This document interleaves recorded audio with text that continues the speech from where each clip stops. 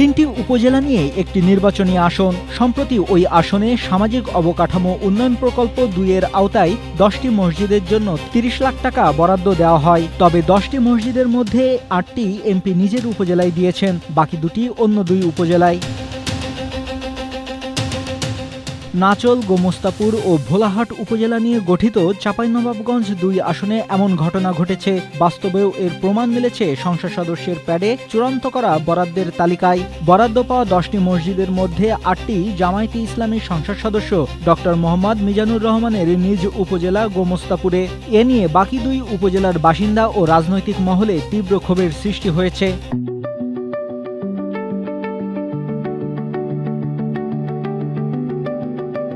এই বৈষম্য নিয়ে সরব হয়ে স্থানীয়রা জানান, সমতার ভিত্তিতে বণ্টন করা হলে নাচল ৩টি, ভোলাহাট ৩টি ও গোমস্তাপুরে ৪টি মসজিদে বরাদ্দ পাওয়ার কথা। তাই আনুপাতিক হারে বরাদ্দ দেওয়ার দাবি জানিয়েছেন তারা। এ বিষয়ে চাঁপাইনবাবগঞ্জ ২ আসনের সংসদ সদস্য ডক্টর মোহাম্মদ মিজানুর রহমান জানান, তাৎক্ষণিকভাবে তার কাছে তালিকা চাওয়া হয়েছিল। সে সময় তার ফাইলে যেসব আবেদন জমা ছিল সেখান থেকেই তালিকাটি করা হয়, যার কারণে পরবর্তীতে গোমস্তাপুরের সংখ্যাটা বেশি দেখা গেছে। তবে আগামীতে যে কোনো সরকারি বরাদ্দের ক্ষেত্রে উপজেলা ভিত্তিক সমতা নিশ্চিত করে বিষয়টি গুরুত্বের সাথে সমন্বয় করা হবে বলে তিনি আশ্বাস দিয়েছেন।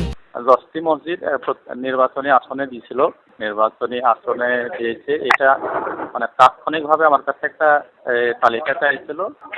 যে সকল আবেদন আমার ফাইলে জমা ছিল তাৎক্ষণিকভাবে আমি ওই নামগুলো দিয়েছি। তাতে দেখা গেছে, যেটা রিপোর্ট পেয়েছি, যে আসলে গোমস্তাপুর উপজেলার সংখ্যাটা বেশি হয়ে গেছে আর কি। এটাই হচ্ছে কথা। না, ইতিপূর্বে ভোলাহাটে এবং নাচলে মসজিদ দেওয়া হয়েছে, যেটা ফেসবুকে আছে নাই, সোশ্যাল মিডিয়ায়। কিন্তু যেটা হয়েছে এটা আমি ইনশাআল্লাহ ১০০% পূরণ করব। আগামীতে নয়, এবারই মসজিদে দেওয়া এই বরাদ্দ বাতিল করে সমতার ভিত্তিতে বণ্টন করতে হবে বলে দাবি স্থানীয়দের। Desk report, Asia post.